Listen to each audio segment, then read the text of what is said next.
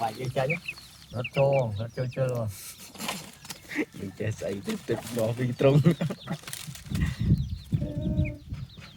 chắc chắc cái trung họ lấy đấy của nó chơi bò mình ôm tha đi ngay á bui chụp bắn mà quay nha chắc xin ngồi lên lạnh tôi lúa này đó cái lúc ông bông này nha vô lại mùi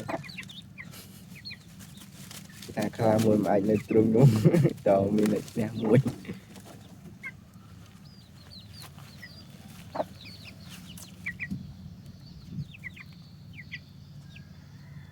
còn em bay chập ban tao thật luôn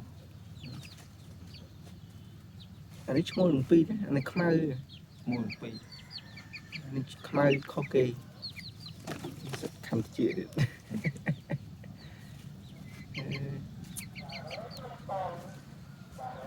chợ thì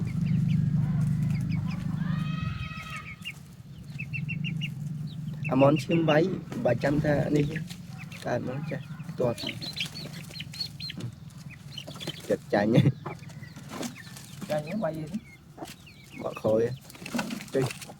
ôi lì cái điểm mình anh không ở đây đang khoát đây chơi đài nó mất rất môi nó hiện châu vô anh không phải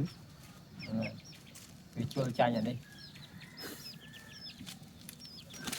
bay môi bay rồi